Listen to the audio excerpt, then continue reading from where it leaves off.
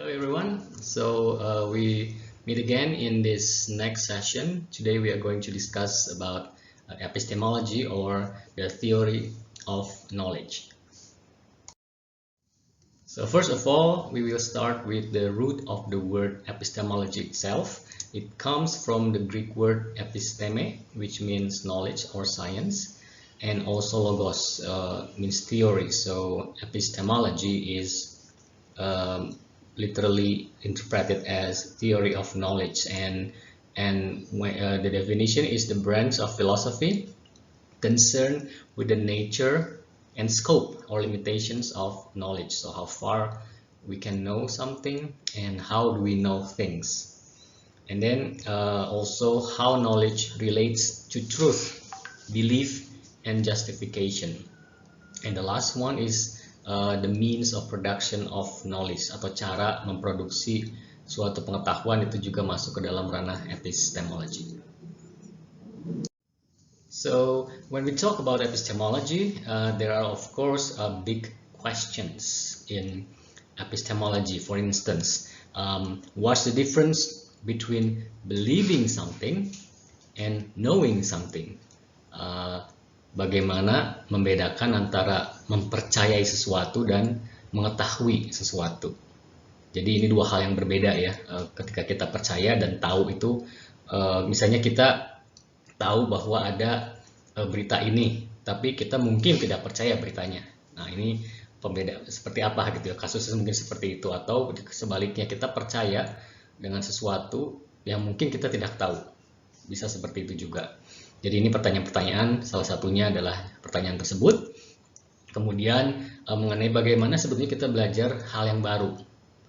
Apakah dengan menggunakan panca indera kita, dengan pikiran kita, dari orang lain, atau kombinasi dari berbagai hal tersebut. Kemudian juga terkait dengan pertanyaan apakah kita lahir inherent dalam kepala kita itu sudah ada suatu mungkin disebut satu bagian yang membuat kita tahu mengenai hal, atau kita harus belajar selagi kita berkembang terus menjadi manusia dewasa. Jadi intinya sih, apakah kita lahir sebagai blank slate atau sebagai suatu lembaran yang kosong, atau kita sudah diberikan suatu inherent knowledge mengenai bagaimana untuk belajar mengenai sesuatu. Dan ini juga ada beberapa pertanyaan lainnya. Contohnya, tentu saja pertanyaan apa sebetulnya pengetahuan itu? What is knowledge? And how we acquire the knowledge? And then, what do people actually know? How do we know what we know? Or is human knowledge trustworthy? Can our senses be trusted? And then also epistemology learns about the difference between what is opinion, what is knowledge, and what is wisdom, because those three things are different and they can all become knowledge or something that we know. So when we talk about knowledge, atau kita berbicara mengenai pengetahuan, apa sih sebetulnya pengetahuan itu? Pengetahuan, ada kata tahu ya. Knowledge, know, ada kata know di sana.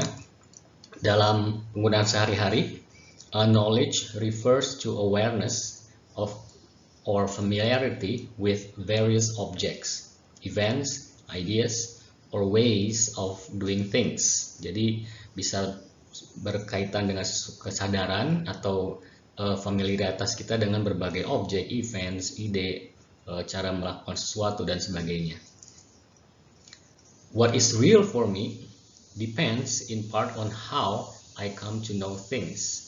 Jadi ini juga sangat penting, bahwa pengetahuan itu meskipun mungkin sama bagi setiap orang, tetapi keberadaan atau realitas dari sesuatu itu benar-benar bergantung bagaimana saya mengetahui hal tersebut. Jadi mungkin berbeda dengan orang lain.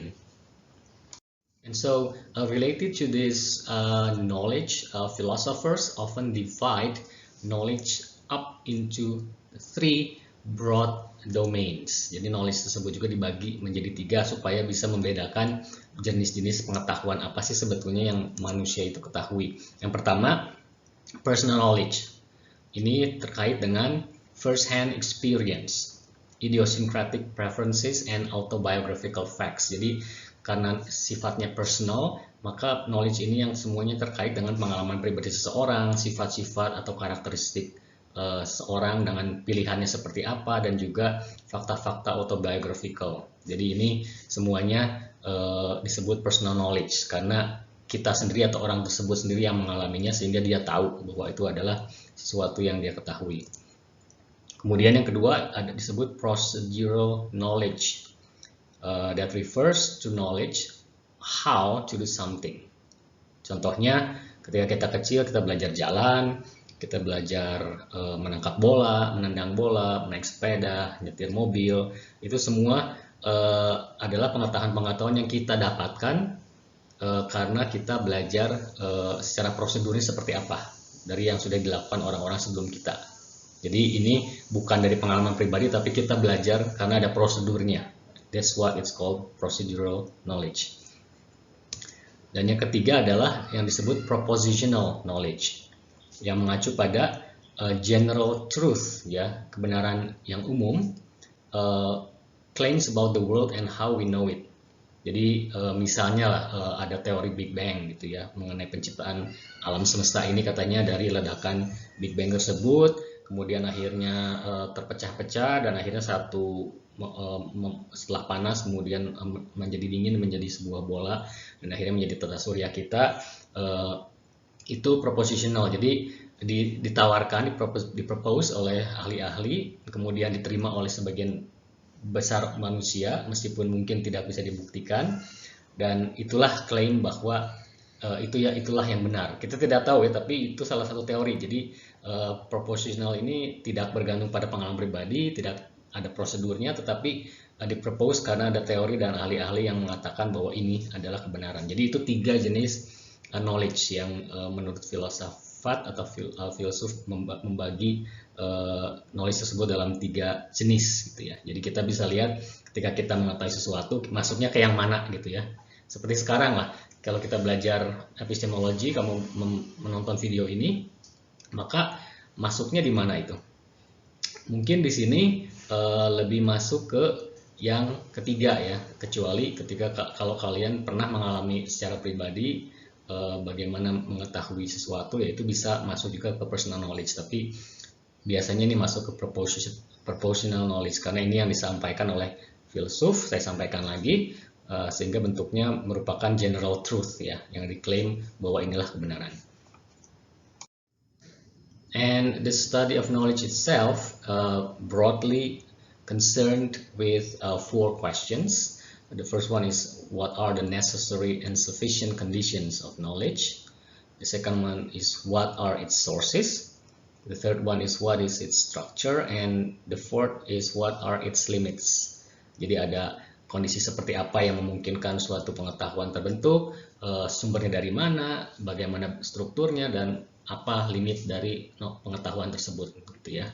Jadi ketika kita bilang seorang itu pintar, apakah berarti dia memiliki lebih banyak pengetahuan dari kita atau apa gitu ya, atau dia limitnya lebih jauh daripada kita, atau dia sumbernya mungkin lebih banyak, karena pintar atau tidak pintar itu bukan masalah otak sebetulnya, tetapi sejauh mana kita mengoptimalkan cara kita mendapatkan pengetahuan. Jadi kalau kita berhenti ya kita tidak akan mendapatkan pengetahuan lain kecuali personal knowledge yang kita alami secara pribadi gitu ya. Contohnya ketika kita bertemu dengan misalnya petani lah. Petani itu mungkin tidak tahu siapa itu Plato atau siapa itu Socrates, tapi dia tahu bagaimana cara menumbuhkan padi misalnya, bagaimana jenis padi yang bermacam-macam, bagaimana cara mengelolanya, bagaimana untuk membasmi hama, jenis hama apa saja yang kita sama sekali nggak tahu. Jadi tiap orang biasanya memiliki opsi atau misalnya preference untuk bisa mengambil atau mempelajari pengetahuan apa yang memang berguna buat dia gitu ya. Jadi tidak mungkin ada orang yang bisa mempelajari semuanya, meskipun dalam beberapa konteks seperti Leonardo da Vinci lah, dia ahli dalam berbagai bidang gitu ya. Jadi tidak hanya satu bidang, tapi dia seorang arsitek, seorang penulis, seorang filsuf, seorang pencipta, seorang pelukis juga. Jadi dia serba bisa, yang jarang sekali ditemukan di manusia modern saat ini. So that's how epistemology evolve around these 4 questions. Dan untuk menjawab pertanyaan salah satu tadi dari 4 pertanyaan, dari mana sumber pengetahuan yang kita miliki saat ini, menurut filsafat dan teori-teori yang ada, ternyata ada 5 sumber pengetahuan atau justifikasi dari sesuatu yang kita tahu. Yang pertama adalah yang paling umum yang mungkin kita semua sudah alami, yaitu perceptions, yaitu pengetahuan yang didapatkan dari 5 senses kita, 5 panca indera kita: sight, touch, hearing, smelling, and tasting. Itu yang paling umum. Semua orang pasti bilang, kamu tahu dari mana? Ya karena saya melihatnya, karena saya mendengarnya, karena saya pernah mencicipinya, karena saya pernah merasakan, menyentuhnya, dan sebagainya. Itu adalah pengetahuan dari perception. Tapi yang pertama ini sangat tidak bisa diandalkan, karena contoh lah, misalnya kita ditutup matanya terus kita sentuh suatu barang gitu ya. Oh, kita tahu dari sentuhan ini adalah kulit apa misalnya, tapi kemudian ketika orang lain melakukan hal yang sama, mungkin jawabannya berbeda. Jadi perception ini adalah salah satu sumber utama yang paling kelihatan yang bisa kita gunakan untuk mengakuisisi suatu pengetahuan. Tapi di sisi lain juga ini adalah satu aspek cara mengetahui pengetahuan yang paling tidak bisa diandalkan. Kita bisa salah lihat, kita bisa salah dengar, indera mencicipi kita juga mungkin salah. Jadi perception meskipun itu yang paling bisa kita andalkan, tapi juga yang sangat tidak bisa diandalkan, dalam artian bisa salah gitu ya, atau 2 orang yang berbeda bisa keluar dengan hasil yang berbeda. Jadi yang betul yang mana gitu. Nah itu kalau kita bergantung pada perception atau 5 senses, itu sangat tidak bisa diandalkan. Jadi meskipun itu satu-satunya sumber yang benar-benar terlihat, tapi di sisi lain juga kita harus berhati-hati karena tidak bisa mengandalkan dari pengetahuan yang datang dari senses kita sendiri. Nah yang kedua adalah introspection. Lewat introspection, seseorang bisa mengetahui keadaan atau kondisi mental seseorang. Whether one is thirsty, tired, excited, or depressed. Jadi misalnya kamu bilang kamu hari ini lapar misalnya. Nah, how do you know that you are hungry? Karena dari introspeksi. Oh, introspeksi, saya tadi bangun jam 5, kemudian saya langsung berangkat, kemudian saya lupa makan, sehingga saya tahu secara introspeksi bahwa saya lapar karena saya belum makan. Nah, itu adalah pengetahuan yang tidak didapat dari indera kita kan. Itu benar-benar kita melakukan introspeksi diri dan mengetahui kondisi mental kita seperti apa. Itu pengetahuan. Jadi kita sudah mengalami secara mental atau fisik, dan kita mengetahui bahwa itu adalah yang kita rasakan. Kemudian yang ketiga, sumber pengetahuan atau justification itu ada dari memori. Memori itu sendiri adalah kapasitas untuk bisa mempertahankan atau menyimpan pengetahuan yang kita dapatkan di masa lampau. Misalnya semua tahu 2 tambah 2 4. Tahu dari mana?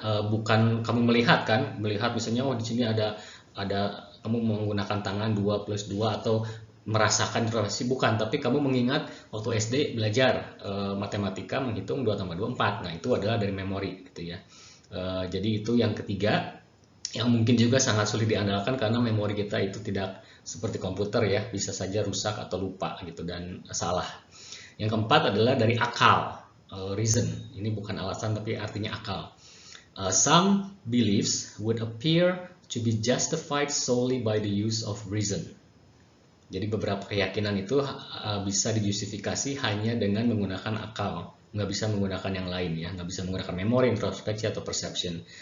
Justification of that kind is said to be a priori atau prior to any kind of experience. A priori atau sebelum adanya pengalaman yang kita pernah lakukan gitu ya.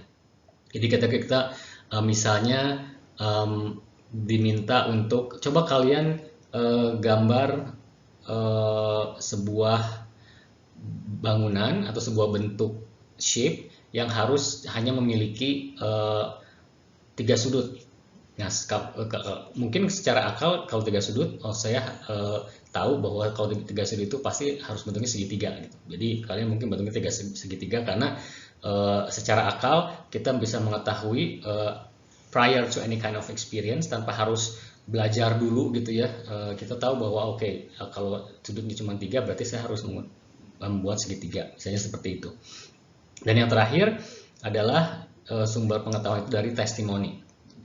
To acquire knowledge through testimony is to come to know of how someone else knowledge. Jadi kita misalnya dengar testimoni dari seseorang yang pernah mengalami sesuatu hal, kemudian kita dengar dan kita menganggap itu sebagai pengetahuan, itu adalah testimoni ya. Jadi testimoni ini ada hubungannya dengan perception juga, tapi kalau perception itu dari diri sendiri, testimoni itu kita dengar dari orang lain atau melihat dari orang lain gitu ya. Kita nonton film, kemudian ada orang yang mengatakan ini, itu testimoni dia, dan kita menganggapnya pengetahuan, itu adalah testimoni. Jadi bedanya testimoni dan perception adalah testimoni itu kita dengar dari orang lain, lihat ke orang lain, tapi kalau perception itu kita dari diri sendiri, kita sendiri gitu ya, yang mengalaminya.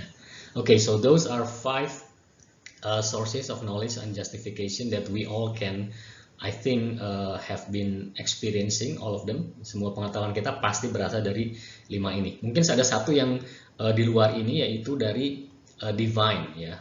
Ini yang mungkin sulit untuk dibuktikan, tapi ada satu yang mungkin nomor 6 itu bisikan ilahi. Nah, itu yang mungkin dialami oleh orang-orang jenius yang tiba-tiba terpikir untuk melakukan sesuatu, atau tiba-tiba terpikir untuk membuat sesuatu yang tidak pernah terpikir orang lain. Jadi dari mana knowledge itu dia dapat? Ya mungkin dari akal dia ya. Ini yang mungkin disebut akal ya. Jadi kalau kita mau masukkan divine revelation, itu mungkin masuknya ke akal, reason di situ ya. Jadi bagaimana dia tiba-tiba tanpa ada pengetahuan atau pengalaman sebelumnya come up with some ideas which is wow, for example, atau yang sangat tidak pernah terpikir oleh orang lain, dan kemudian dia melaksanakannya. Jadi divine revelation ini, atau yang mungkin di dalam ayat-ayat atau kitab-kitab suci agama apapun, ada orang yang mendapatkan wahyu dari Tuhan, mendengar suara kemudian menyampaikannya. Nah, itu tidak bisa dijelaskan kan, karena dia tidak karena mungkin hanya dia yang mendengar, tapi orang lain tidak mendengar. Jadi bukan dari perception. Ini yang sulit dibuktikan, tapi itu juga adalah sumber dari pengetahuan dan justifikasi. Jadi nomor 6 lah ya.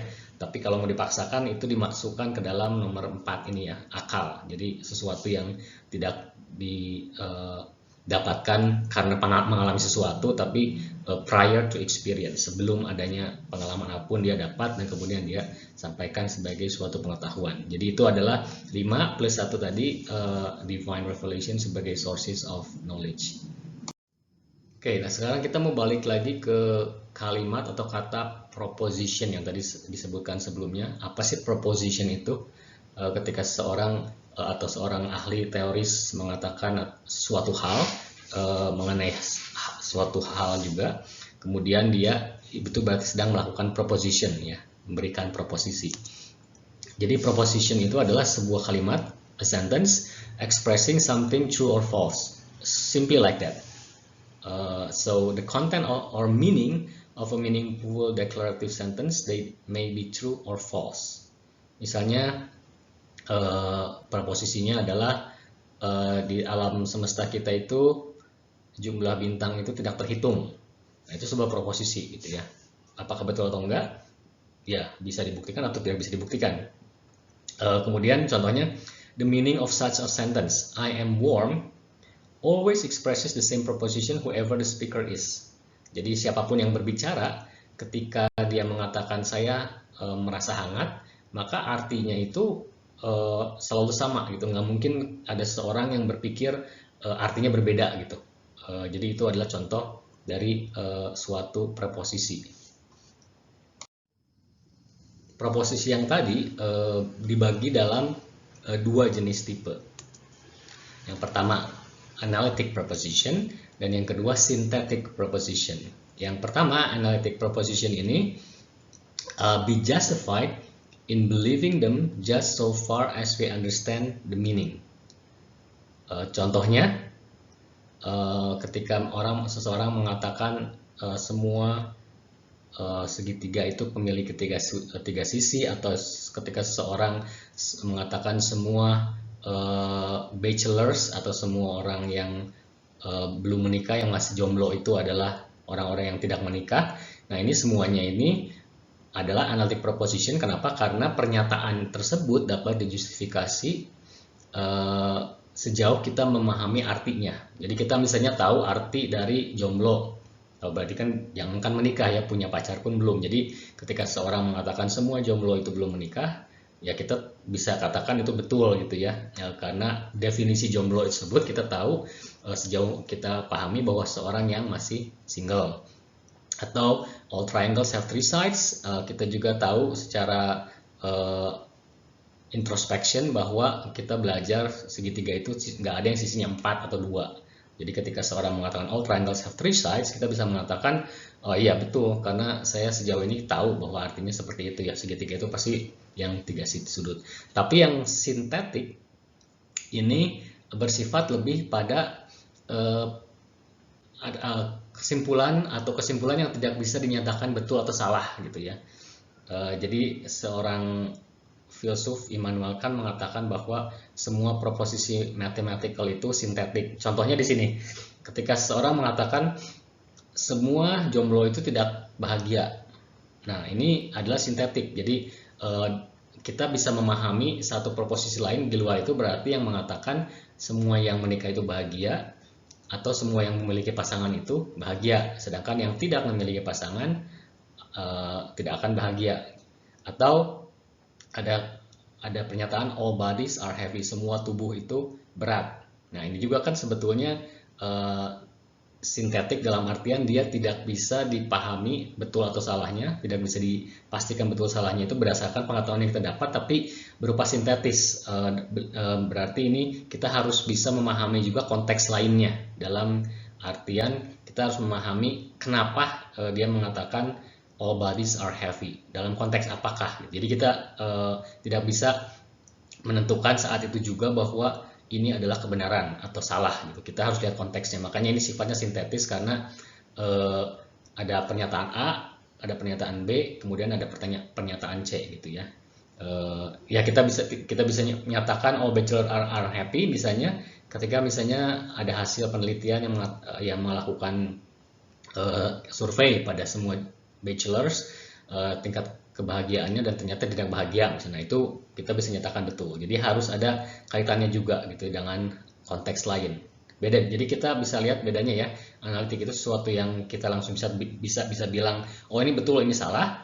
Tapi kalau sintetik itu kontekstual. Jadi kita nggak bisa bilang iya atau enggak secara pasti karena kita harus tahu dulu ini dalam konteks apa nih sintetik ini proposisinya. Jadi ini ada 2 jenis ya proposition. Nah, kalau tadi mengenai 2 tipe proposisi. Nah, sekarang juga ada 2 tipe dari cara kita meng-acquired knowledge, bagaimana kita memahami atau mendapatkan pengetahuan. Yang pertama itu a priori, yaitu pengetahuan yang kita ketahui di luar pengalaman atau non empiris, jadi nggak kita rasakan lewat persepsi kita, lewat indera kita. Misalnya kita bilang ada seorang yang mengatakan triangles have 3 sides. Nah, itu adalah a priori. Kita nggak perlu lagi mencari buku, googling gitu ya, karena secara tidak perlu mengalami kita tahu bahwa triangles itu memiliki 3 sisi. Jadi kita nggak perlu lagi melakukan empirical study gitu ya. Oh, kita perhatikan ya ini metodenya gimana, kita harus tahu betul nggak ini 3 side. Itu tidak perlu dilakukan. Itu adalah pengetahuan a priori. Kemudian yang a posteriori adalah knowledge that is known by experience atau empirical or arrive at afterward. Jadi a posteriori adalah pengetahuan, cara kita acquiring knowledge yang harus melewati suatu proses empiris atau proses perception dari indera kita gitu ya. Misalnya ketika kita mengatakan it is not raining outside, nah itu sebelumnya kita pasti sudah lihat keluar jendela dan kita menggunakan mata kita melihat cuaca, oh bersinar matahari, bersinar terang, tidak ada air yang turun, kita bisa mengatakan it is not raining outside. Nah itu adalah pengetahuan a posteriori. Jadi pengetahuan yang kita bisa dapatkan ketika kita sudah melakukan suatu riset atau acquiring by our perception.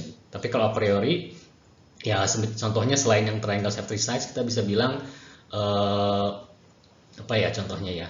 Misalnya ya seperti yang tadi lah, all bachelors are unmarried. Nah, itu kan a priori ya, kita nggak perlu lihat keluar atau menggunakan mata kita untuk membaca apapun, ya kita tahu kalau sekarang jomblo pasti nggak akan menikah gitu ya. Jadi itu bedanya antara a priori dan a posteriori. Yang satu tidak perlu melakukan riset secara empiris, yang kedua itu harus melakukan riset secara empiris baru kita mengetahui pengetahuan tersebut. Nah, terkait dengan knowledge acquisition itu yang tadi sebelumnya, tadi sudah kita bahas tipenya ya. Nah, sekarang ini teorinya. Jadi terkait dengan teori dari bagaimana kita acquiring knowledge itu ada setidaknya tiga ya. Yang pertama itu empiricism, yang kedua rationalism, dan yang ketiga constructivism. Yang empiricism ini menekankan sekali peran dari pengalaman, especially experience based on perceptual observation by the five senses. Jadi setiap kali kamu dengar empiricism atau empirical atau empiric study, itu berarti studi yang pasti melibatkan senses kita, panca indera kita. Melihatkah, menciumkah, mendengar, atau mengamati dengan mata kita atau dengan panca indera lain. Pokoknya empirical itu selalu menggunakan panca indera. Jadi teorinya itu disebut empiricism. Sedangkan rationalism itu adalah pengetahuan acquired by intuition. Jadi kalau rationalism itu yang seperti tadi saya bilang ada divine revelation, atau sesuatu tiba-tiba kita secara imajinatif gitu ya mikir, atau secara kreatif kita berpikir seperti ini ya, nggak usah kita melakukan sketching atau apa, tapi kita diam kemudian kita berpikir secara kreatif dan kita keluar sama suatu ide. Nah, itu adalah pengetahuan yang acquired by intuition atau dari dalam diri kita sendiri, innate gitu ya. And then the third one, constructivism. Ini suatu pemahaman atau teori yang mengatakan bahwa semua pengetahuan itu sebetulnya adalah dikonstruksi atau dibentuk atau dibuat ya. In as much as it is contingent on convention, human perception, and social experience. Jadi ini biasanya ini terkait dengan teori-teori sosial atau budaya gitu ya. Ada yang mengatakan bahwa semua pengetahuan yang kita tahu itu semuanya itu dikonstruksi oleh suatu konvensi, baik itu dalam suatu negara, dalam suatu keluarga, dalam suatu masyarakat. Mereka mengeluarkan suatu pernyataan yang merupakan kebenaran dan itu menjadi pengetahuan. Nah, itu adalah constructivism. Jadi pengetahuan itu dikonstruksi oleh seseorang atau sekelompok orang dan menjadi konvensi yang dipercayai sebagai kebenaran oleh orang lain. Itu adalah tiga teori dari bagaimana manusia mendapatkan pengetahuan.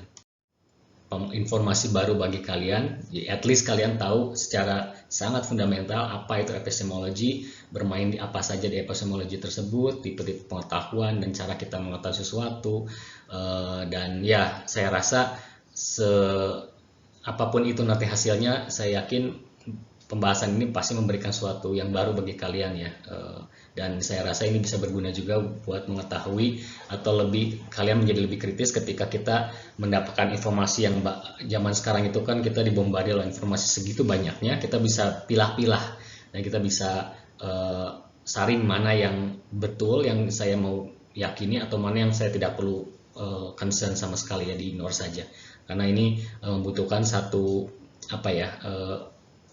cara pikir atau critical thinking yang baik untuk bisa memahami mana yang betul, mana yang salah.